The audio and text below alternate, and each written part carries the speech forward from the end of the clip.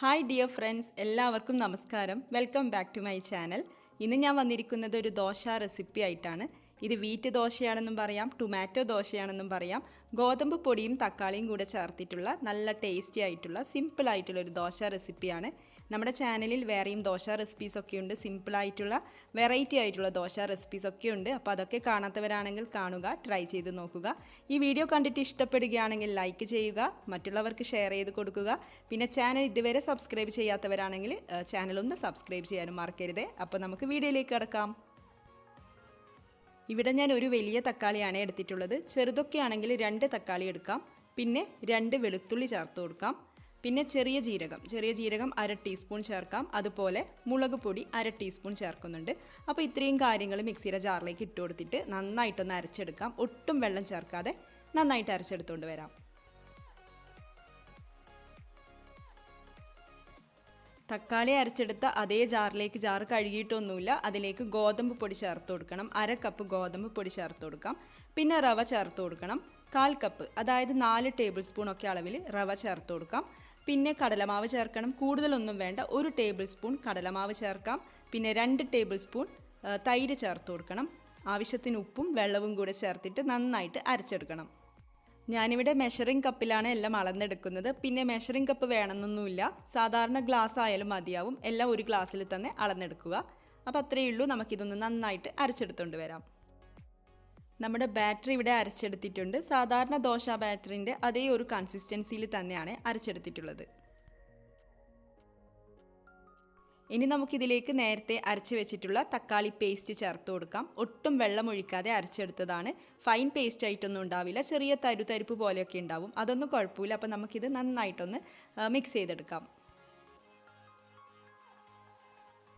അങ്ങനെ നമ്മുടെ ബാറ്റർ ഇവിടെ റെഡി ആയിട്ടുണ്ട്.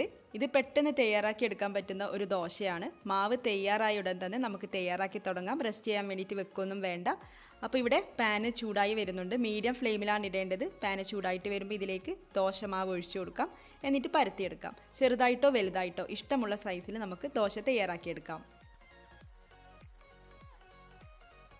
ദോശ ഒന്ന് ഡ്രൈ ആയിട്ട് വരുമ്പോൾ അതിൻ്റെ മുകളിലായിട്ട് ഓയിൽ ഒഴിച്ചു കൊടുക്കാം. ഓയിലിന് പകരം വേണമെങ്കിൽ ഗീയും ചേർക്കാം കേട്ടോ. ഗീ ആവുമ്പോൾ കുറച്ചുകൂടെ നല്ലൊരു ഫ്ലേവർ ആയിരിക്കും. അപ്പം നിങ്ങളുടെ ഇഷ്ടത്തിനനുസരിച്ച് ചേർക്കാം. ഒരു സൈഡ് ഇവിടെ മൊരിഞ്ഞ് വരുന്നുണ്ട്. അപ്പോൾ ഈ ഒരു സമയം നമുക്കിത് മറിച്ചിട്ട് കൊടുക്കാം. മറിച്ചിട്ടിട്ട് കൂടുതൽ സമയം വെക്കണമെന്നൊന്നുമില്ല, ഇത് പെട്ടെന്ന് തന്നെ റെഡിയായി വരും.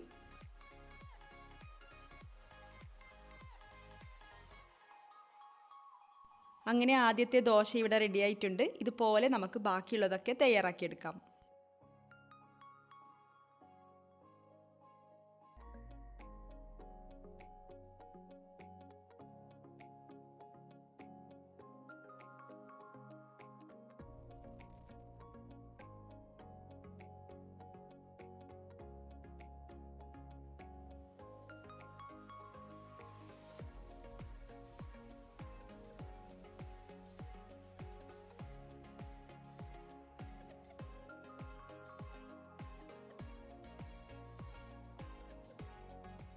അപ്പോൾ എല്ലാവരും ഈ ഒരു ടൊമാറ്റോ വീറ്റ് ദോശ ട്രൈ ചെയ്ത് നോക്കുമല്ലോ. നമ്മുടെ ചാനലിൽ വേറെയും 2 ടൊമാറ്റോ ദോശ റെസിപ്പീസ് അപ്ലോഡ് ചെയ്തിട്ടുണ്ട്.